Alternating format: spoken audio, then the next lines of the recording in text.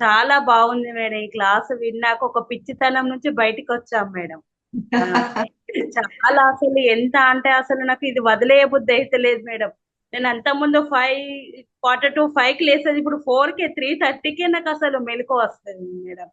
So full activeness madam, చాలా activeness. అంత ఇలా ఏ పని చేసినా ఇంత తేలికగా చేయగలిగితే నేను ఏదైనా సాధిస్తా అనే థాట్ ఉంది మేడం. మా ఇంట్లో పిల్లలు కానీ మేము కానీ చాలా బాగుంది మేడం. నైస్. అదంతా వదిలేసి నేను అందరికి చాలా మందికి చెప్పాల్సింది ఏంటంటే అదంతా వదిలేసి మేడం క్లాసు వింటే మనకు ఒక అమ్మాయి ఒక లేడీస్ ఏదైనా సాధిస్తారు అనే తాట ఆలోచన వస్తుంది.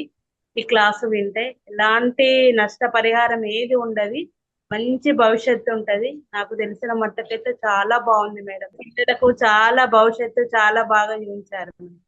Thank you very much madam. Thank you.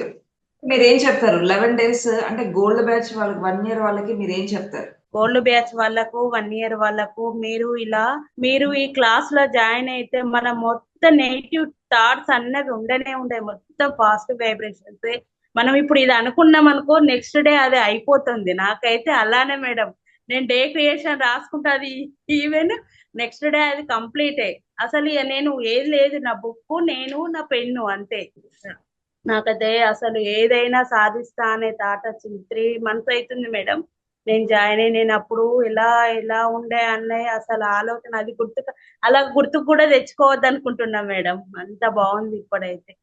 చాలా సూపర్. బాగుంది. అందరు జాయిన్ కండి. కనిపించే దైవత్వం అనుకోవాలంటే ఏం లేదు. Thank you madam. Thank you. Thank you. Thank you.